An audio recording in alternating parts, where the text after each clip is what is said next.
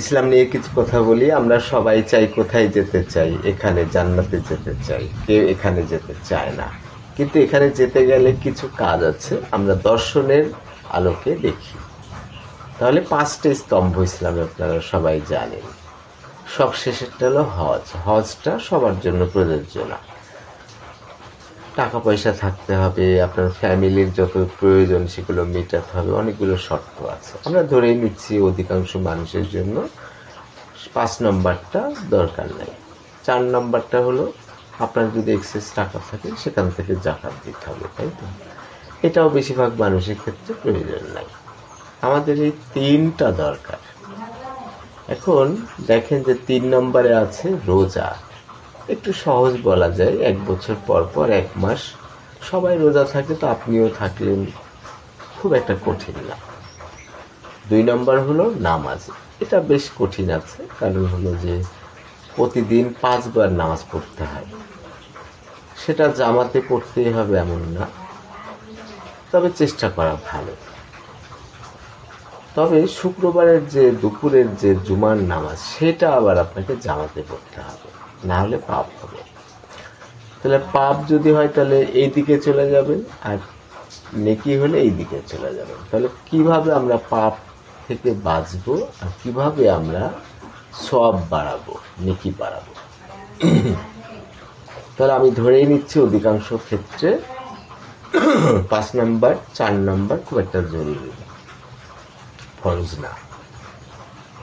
3 নম্বরটা খুব একটা কঠিন না, বছরে 1 মাস এমন হতেই পারে, খুব একটা কঠিন না। পরিবেশটা একটু ভালো।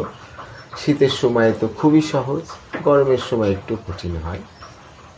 আর বিশেষ করে মনে রাখতে হবে যে সবাই যেহেতু একসাথে রোজা করে, পরিবেশটা এমন হয় যেটা খুব একটা কঠিন না।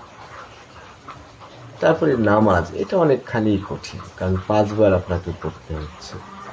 জামাতে পড়া খুব ভালো, কিন্তু জামাতে পড়তে হবে এমন না। তবে শুক্রবারের যে জুমার নামাজ, সেটাই কেবলমাত্র ফরজ। পাশাপাশি সুন্নাত পড়া দরকার। সুন্নত পড়া দরকার এই কারণে যে রাসূলুল্লাহ সাল্লাল্লাহু আলাইহি সাল্লাম কি করতেন সেটা আমাদের ফলো করা উচিত।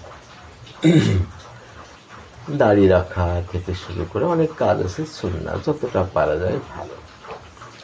এবার আমরা চলে আসি 1 নম্বরে, ঈমান। সাধারণভাবে আমরা ধরে থাকি যে আল্লাহ এক ও অদ্বিতীয়, আল্লাহ ছাড়া কোনো মাবুদ নাই। রাসূলুল্লাহ সাল্লাল্লাহু আলাইহি সাল্লাম তার প্রেরিত পুরুষ, তাই তো? তাহলে একটা মৌলবীকে আপনি জিজ্ঞেস করলেন যে আমার তো টাকা নাই, আমার হজ তো লাগবে না, ঠিক আছে। টাকা নাই, আমার তো জাকাত লাগবে না, আর আমি মাসে তো 1 মাস রোজা করি, আর প্রতিদিন আমি 5 বার ফরজ নামাজ পড়ি, তবে জামাতে চেষ্টা করি, আর ওদিকে শুক্রবারে দুপুরের যে জুমা নামাজ সেটা জামাতে পড়ি। পাশাপাশি সুন্নাহ প্রায় ওয়াক্তেই পড়ার চেষ্টা করি, কোনো কোনো সময় নফলও পড়তে। তাহলে যদি বলা হয় যে আপনাকে আমি একটা ঘুষি মারব বা লাথি মারব, তাহলে আমি কি এদিকে যাব না এদিকে যাব? তাহলে তো বলতেই পারে যে না, তুমি এই দিকেই যাবে, জাহান্নামের দিকে যাবে। খুবই রিজনেবল। কিন্তু আমার প্রশ্ন হলো যে আমি তো রোজা করি, নামাজ আমি মোটামুটি ফরজ পড়ি, সুন্নাহ টুকটাক পড়ি, নফল টুকটাক পড়ি, আর এদিকে ঈমান বলতে আল্লাহ এবং আল্লাহ রাসূলকে আমি বিশ্বাস করি। তাহলে আপনাকে লাথি মারলে সমস্যাটা কি? সমস্যাটা এইখানে। সেটা হলো নাটের গোড়া হলো এইটা, ঈমান, ঈমানের অংশ। ঈমানের অংশ কিভাবে হলো? সেটা হলো যে আল্লাহ এবং আল্লাহ রাসূলকে বিশ্বাস করার মানে হলো আল্লাহ যে কাজগুলো দিয়েছে সেগুলো করতে হবে, যেগুলো নিষেধ করেছে সেগুলো করা যাবে না। রাসূলুল্লাহ সাল্লাল্লাহু আলাইহি ওয়াসাল্লাম যা যা বলেছেন সেটা মানতে হবে, এটাই হলো ঈমান। তাহলে জিনিসটা দাঁড়ালো কি, ঈমান বেশি বড়, ঈমানটাই হলো নাম্বার 1। ঈমানের থেকে একটু কম গুরুত্বপূর্ণ নামাজ, তার থেকে একটু কম গুরুত্বপূর্ণ হলো রোজা। তাহলে আমরা অনেকে আছি রোজা করি, আবার এদের মধ্যে একটা সংখ্যা কম আছে যারা নামাজ পড়ে। তার মানে বেশিরভাগ ক্ষেত্রে দেখা যায় যে রোজাটা একটু যারা ধার্মিক, একটু ইসলাম ধর্ম বোঝে, মানার চেষ্টা করে, তারা রোজা রাখে। নামাজটা একটু এলোমেলো হয়, কেউ কেউ পরে আবার ছেড়ে দেয়, নানান ধরনের ব্যাপার হয়। আবার 50 বছর একজন নামাজ শুরু করলো, এরকমও হয়। তাহলে বিষয়টাই হলো যে আল্লাহ এবং আল্লাহর রাসূলকে বিশ্বাস করা মানে হলো সে যা বলছে সেটা মেনে চলা, মেনে চলতে হবে। তার মানে I listen to my mother, তার মানে আমার মা যে কথা বলছে সেই কথাটা আমি কান দিয়ে শুনছি, এটা না। I listen to my mother মানে আমাকে যে কাজগুলো দিয়েছে সেগুলো করা, যেগুলো নিষেধ করেছে সেগুলো না করা। তাহলে লাথি মারলে আমার দোজখে যাওয়ার চান্স আছে বেশি, কারণ হলো যে ওই মানুষটা কষ্ট পেল। কিন্তু সুবিধা হলো যে সেই ব্যক্তিটা আবার ক্ষমা করে দিতে পারে, কিন্তু ক্ষমা আপনি পাবেন কিনা তার গ্যারান্টি কোথায়? আবার আপনি যে 500 জনকে অত্যাচার করলেন, কষ্ট দিলেন, তারা সবাই যে ক্ষমা করবে, সবার কাছে ক্ষমা চাওয়ার সুযোগ হবে, বলা মুশকিল। এখন 20 বছর আগে যে মানুষটাকে অত্যাচার করেছেন সে মানুষটাকে আপনি পাচ্ছেন না, কোথায় গেছে বা মারা গেছে।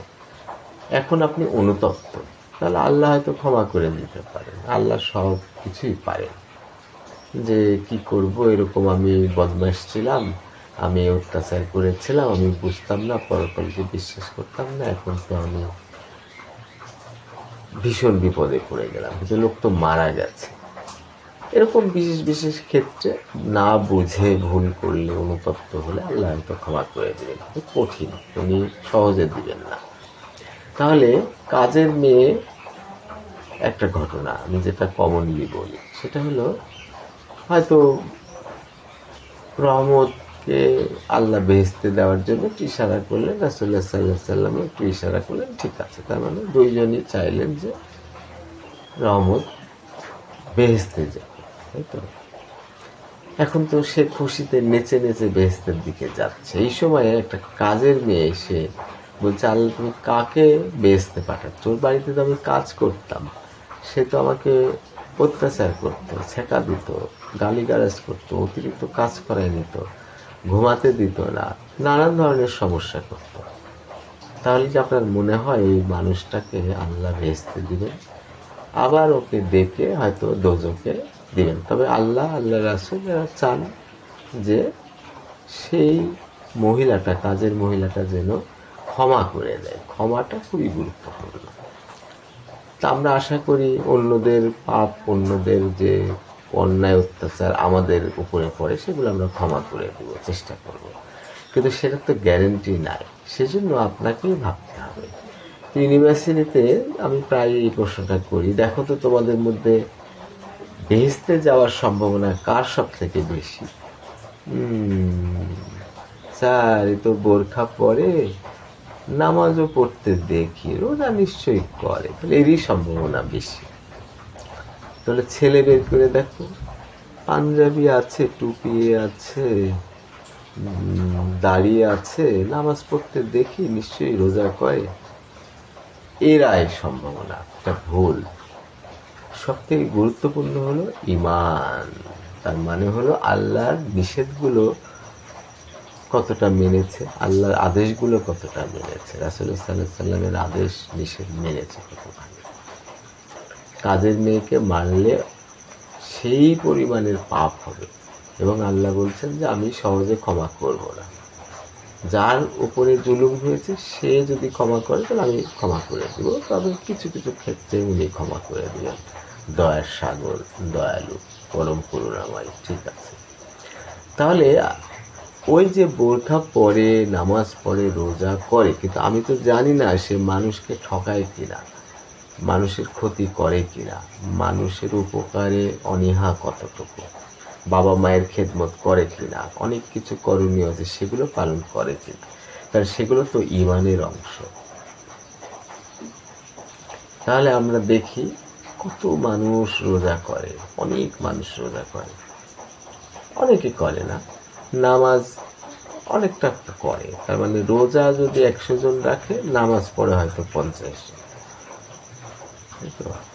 তার মানে এটা করে, আমি ধরে নিচ্ছি সে বোরখা পরে পর্দা করে ভালো, নামাজ পড়ে রোজা করে ভালো, কিন্তু ও যে মানুষের বিপদে ফেলে দেয়, মানুষের হয়রানি করে, মানুষের ক্ষতি করে, মানুষের সমস্যা করে, সেইটা বিবেচনাটা আসল। এখন এটা একটা জটিল ব্যাপার, এটা স্বাভাবিক যে সে ভেতরে ভেতরে কি করে আমরা তো বুঝতে খুব কঠিন। তার থেকে নামাজ পড়তে দেখি, রোজা করতে দেখি, সেটাই আমি ভালো। একজন পুরুষের ক্ষেত্রে সেটা প্রযোজ্য। তাহলে আমাদের একটু সতর্ক থাকতে হবে। আল্লাহ রাসূলের অনুগ্রহ না পেলে আমাদের বেহেশত যাওয়া সম্ভব না। ভালো কাজ করলেও তার মধ্যে অনেক খারাপ কাজ আমরা করি। অনুতপ্ত হব, রোজা করবই, নামাজ পড়বই, আর সব থেকে বেশি হলো যত পরিমাণ ঈমান ঠিক রাখা যায়। বিশেষ করে ক্ষতিকারক করব না, উপকার যদি করি ভালো, উপকার করা উচিত, সব পাওয়া যাবে। কিন্তু উপকার না করলে পাপ হয়তো হবে না, কিন্তু ক্ষতি করলে পাপ হবে। কুকুর আছে, কুকুরের মতো আপনি একটা লাথি মেরে দিলেন, একটা ঢিল ছুঁড়ে মারলেন, সেটা কি পাপ হতে পারে না? আননেসেসারিলি জীবকে আপনি কষ্ট দিলেন, সেটা কি হতে পারে না? এই বিষয়গুলো একটু দর্শনের দিক দিয়ে বিবেচনা করতে হবে, যাতে করে আমরা ভালো কিছু করতে পারি। হয়তো আমি অনেক অনিয়ম, অনেক সমস্যা করি, এটার মানে এই না যে আমি এগুলো করি না। আমার একটা দর্শন থেকে বলা, সতর্ক করা, এটা আমি সওয়াব পাবো সেটাই মনে করেছি। আপনাদের কিছু মতামত থাকলে কমেন্টে জানান। ধন্যবাদ।